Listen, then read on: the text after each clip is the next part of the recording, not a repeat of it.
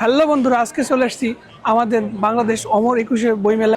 জুলাইয়ের চেতনায় নতুন রূপে আয়োজিত হয়েছে এবারের বইমেলা। এবারের মেলার মূল আকর্ষণ বিনির্মাণ বাংলাদেশ এবং নতুন বাংলাদেশের উদ্যোগে যে পরিমাণ সফলতা অর্জন করেছে সেগুলো নিয়ে থাকছে এবারের নতুন একটি।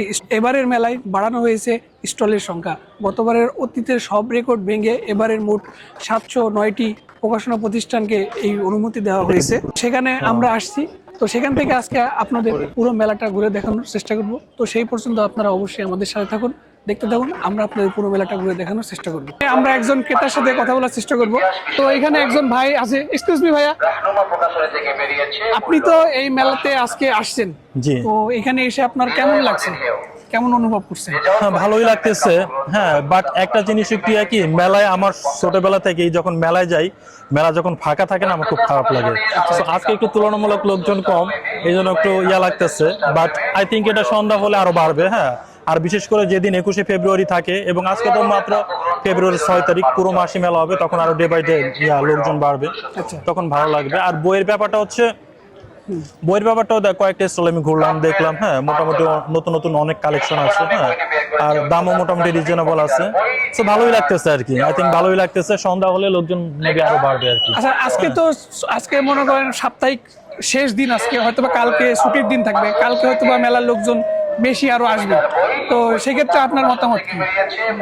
হ্যাঁ, মেলায় তো দেখা যাচ্ছে নর্মালি ফ্রাইডেতে হলিডে, গভর্নমেন্ট হলিডেতে দেখা যাচ্ছে লোকজন এমনিতেই বৃদ্ধি পায়, লোকজন বাড়ে। হ্যাঁ, সো দেখা যাচ্ছে যে ওই দিন তো নর্মালি বাড়বে। আর এইখানে বই মেলায় লোক হওয়ার পিছনে আরো একটা কারণ আমি যেটা মনে করি, যে পাশে হচ্ছে আমাদের জাতীয় স্মৃতি কেন্দ্রীয় শহীদ মিনার। হ্যাঁ, সো ওইখানেও সবাই ঘুরতে পারে, বিশেষ করে কাপড়রা, গার্লফ্রেন্ড, বয়ফ্রেন্ড, এবং চারপাশে তো অনেক ভার্সিটি, ঢাকা ইউনিভার্সিটি, দেন ঢাকা কলেজ, চারপাশে তো অনেক কলেজ ইউনিভার্সিটি আছে, সব স্টুডেন্টরা এখানে আছে। সব মিলে এখানে কিন্তু সুন্দর একটা পরিবেশ, সুন্দর একটা এনভায়রনমেন্ট তৈরি হয় আর কি। সো আই থিঙ্ক এটা আরো বৃদ্ধি পাবে, পরিবেশটা সুন্দরভাবে আরো বেশি বৃদ্ধি পাবে আর কি। ওকে, ঠিক আছে, থ্যাংক ইউ। আমরা একজন ক্রেতার সাথে কথা বললাম এই মুহূর্তে। তো তিনি তার অনুভূতি আমাদেরকে জানালো। তিনি বললো, তিনি যেটা আমাদেরকে জানিয়েছে, তিনি আরেকটা কথা বলি, বই আমি এখনো একটাও কিনি নাই। আমি ভাবছি একটা কিনবো আর কি। ঠিক আছে। আচ্ছা, ভাই কিন্তু এখনো বই কিনে নাই, তো ভাই কেনার চিন্তা করতেছে। বই অবশ্যই তিনি কিনবে। তিনি পুরো মেলাটা যেহেতু ঘুরে দেখতেছে, অবশ্যই তিনি বই কিনবে। তো আজকে আমরা সেই পর্যন্ত আমরা আপনাদের পুরো স্টল ঘুরে দেখানোর চেষ্টা করবো। তো সেই পর্যন্ত অবশ্যই ভালো থাকবেন। এবারের বইমেলায় সবচেয়ে আলোচিত স্টল আলোর ঠিকানা। বাংলাদেশের জনপ্রিয় কন্টেন্ট ক্রিয়েটর কাফি ভাইয়ের স্টল এটা। এই স্টলটা একটু ঘুরে দেখানোর চেষ্টা করি। তার একটা বড় একটা ছবি এখানে রাখা আছে, কিন্তু কাফি ভাই আজকে আসে নাই। ও শুক্রবারে আসবে, আগামীকালকে আসবে।